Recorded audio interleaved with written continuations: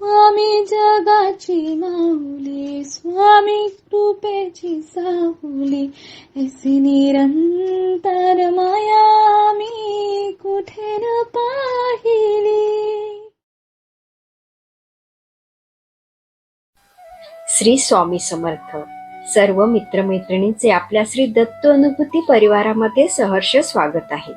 स्वामींची कृपा तुमच्यावर निरंतर राहू दे. मी आज तुम्हाला श्री गोपाळ बुवा केळकर लिखित बखरीतील भाग 1 सांगणार आहे. त्यापूर्वी तुम्हाला विनंती करते की आपल्या श्री दत्त अनुभूती या चॅनलला सबस्क्राईब जरूर करा. शेअर, लाईक, कमेंट्स करायला विसरू नका. आणि तुमच्याकडेही दैवी अनुभव असतील तर ते आपल्या 9137411207 या नंबरवर व्हॉट्सअप करा. आपण ते हजारो भक्तांपर्यंत पोहोचू, भक्तीचा प्रसार करूया आणि आनंद पसरूया. श्री स्वामी समर्थ. बखर क्रमांक 1. गाणगापूरचे पुजारी दर्शनास आले. श्री स्वामी महाराज साक्षात दत्तावतार वर्णिले आहेत. ते श्री दत्त, श्रीपाद श्री वल्लभ स्वामी व श्री नृसिंह स्वामी असे आहे. पुढील अवतार श्री स्वामींचा आहे. श्री स्वामी मंगलवेढ्यास प्रसिद्धीस आले नाहीत. गाणगापूर आपले मुख्य स्थान, त्याचे नजीक वास करून प्रसिद्ध व्हावे या हेतूने श्री स्वामी अक्कलकोटास प्रसिद्ध झाले. श्री स्वामींचे सर्व भक्त त्यांना दत्ताचा अवतार मानून भक्ती करतात व पुढील चारित्र्यावरून सर्व वाचकांचीही तशीच खात्री होणार आहे. गाणगापूर हे श्री नृसिंह सरस्वतींचे स्थान आहे. तेथे अनेक दत्त उपासक सेवा करून इच्छित प्राप्त करून घेतात. श्री स्वामी महाराज अक्कलकोटात प्रकट झाल्यापासून अनेक सेवकरांना अक्कलकोटात जाऊन सेवा करण्याविषयी गाणगापुरास दृष्टांत झालेले आहे. महाराज आनंदात असताना आपण कोण म्हणून त्यांना प्रश्न केल्यावर दत्तनगर मूळ पुरुष वडाचे झाड म्हणून उद्गार निघत. शिवाय मूळ मूळ याप्रमाणे महाराज हमेशा उच्चारित असत. एके दिवशी गाणगापूरचे पुजारी श्री स्वामी समर्थांच्या दर्शनास आले.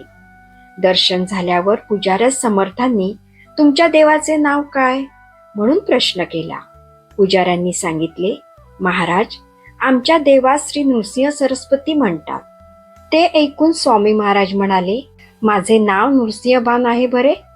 कित्येक प्रसंगी मीच राम झालो, मीच कृष्ण झालो होतो म्हणून उद्गार महाराजांचे निघत. यावरून श्री स्वामी महाराज हे अवतारी होते हे निसंशय आहे.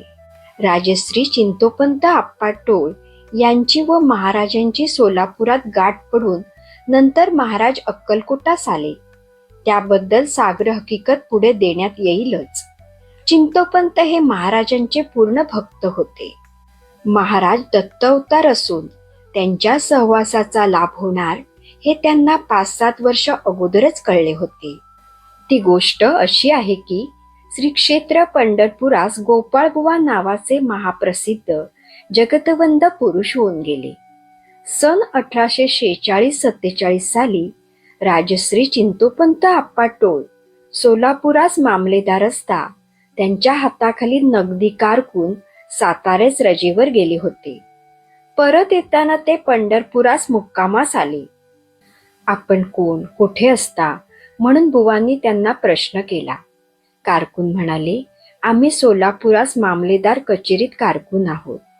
हो, तुमच्या मामलेदारास पत्र द्यावयाचे आहे असे बुवा म्हणाले व त्यांना दौत लेखणी कागद आणण्यास सांगितले. कागद, दौत, लेखणी आल्यावर बुवांनी पत्र लिहिण्यास सुरुवात केली. त्यातील मुख्य मुद्द्याची ही गोष्ट होती की काही दिवसांनी तुला महान योगी सत्पुरुष दत्तात्रयांची गाठ पडून दर्शन व सहवास होईल. पुढे 7-8 वर्षांनी चिंतोपंतांची व श्री समर्थांची गाठ पडून चिंतोपंत श्री स्वामींचे निस्सीम भक्त झाले. श्री स्वामी साक्षात दत्तावतार आहेत याबद्दल त्यांची पूर्ण खात्री झाली होती. गाणगापूरचे श्री नृसिंह सरस्वतीस नवस केलेले पुष्कळ भक्तजन अक्कलकोटा श्री स्वामी सनिध नवस फेडीत असत. येथे बखरीतील भाग 1 समाप्त होते. श्री स्वामी समर्थ.